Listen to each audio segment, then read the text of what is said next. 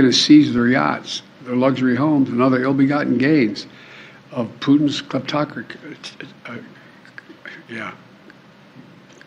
Kleptocracy and the guys who are the kleptocracies. Parenthetically, if you think about it, what was the reason why we led the world beginning around 1905, 6, and 7, and 8? Sir, how concerned are you about a recession, given the GDP report today showed a contraction of 1.4% in the fourth quarter? Well, I'm not concerned about a recession. And I mean, you're always concerned about a recession, but the GDP, fell to 1.4%, and we're just getting started. I look at this as a serious problem, but also an enormous opportunity,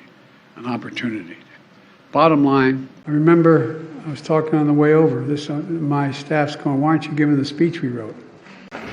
I'm not supposed to do this. No, I'm going to embarrass you. No, you do. Come here. I'm not supposed to speak now. Please sit down. And I have to really listen to you, which I know Senator Cardona has been doing. Thank you for being here. Mr. President, what is your current assessment of how this law will last? Mr. President, what is your assessment? Thank you.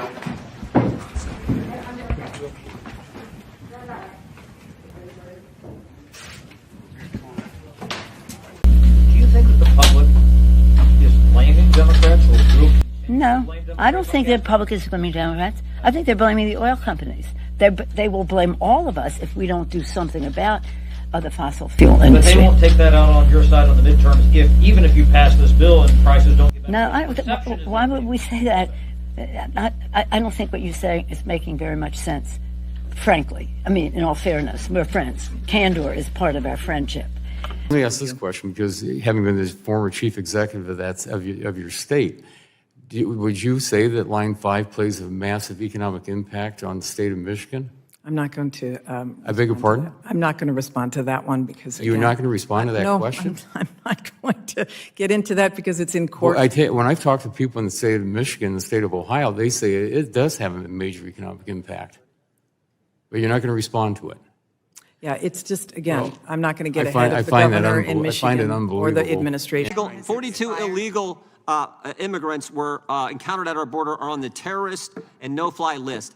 Are any of them still in our country? Gentleman's time has expired. This is an important question for this committee. Are any of them still in our country? Congressman, I will deliver to you a response with respect to... No, that's a simple question. Are terrorists, people on the terrorist watch list, no-fly list, are they still in the United States that you've encountered on the border?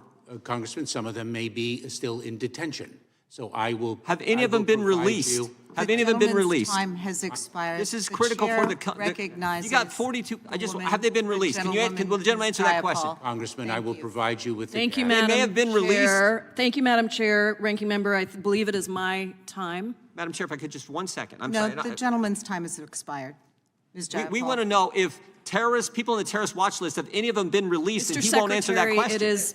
Mr. Jordan, it is my time. But this is about people. It is my time. That's a pretty important question. Will you commit to oppose any form of amnesty or modification of legal status of those who are in this country illegally who have entered during your tenure? Only Congress can provide legal status through the laws. We administer the laws. Would you oppose that? We're not talking about who passes laws or not. We're just talking about your philosophy as the DHS Secretary. Would you support amnesty or modification of legal status? Congressman, I fully support and have for many years legislative reform that once and for all fixes our broken immigration system. So I'll take it that you won't make that statement now. No, I actually will if you would allow me. And we got just a few seconds, so speed it up, please. And that involves a path to citizenship for those who have been in this country for many years, who've been contributing to the well-being of our country. So the answer is you would support amnesty of some kind. What I haven't heard is an appetite from parents for sowing division in our schools or using our schools for culture wars, or telling students what they can or can't read or can't learn, or telling teachers what they can't teach, or telling any person what they can or can't be. I know there are some that would rather distract and divide and spread misinformation to undermine our public schools and gain attention. This is just another reminder of the imperative for Europe and the world to move more and more of our power needs to clean energy. In the United States, we're doing that right now. You have, 50 major corporations of the Fortune 500 companies made $40 billion last year, didn't pay a single penny.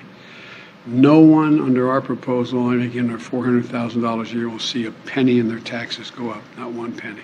You say immigrants are placed in immigration proceedings, but you didn't say where they go during those proceedings.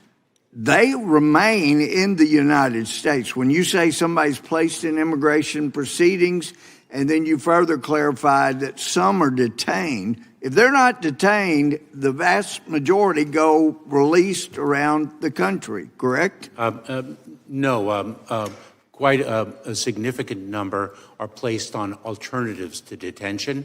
We use the acronym ATD. There are different levels of alternatives to detention depending on the risk profile. But you ship many of those people that are not detained in these other categories around the country, correct? Yes, on alternatives to detention.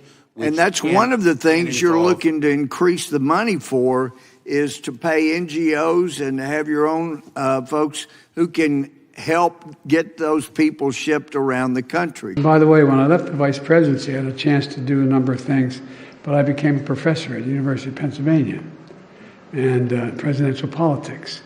And I enjoyed it, but it's hard. That's the other thing people don't realize. It's hard.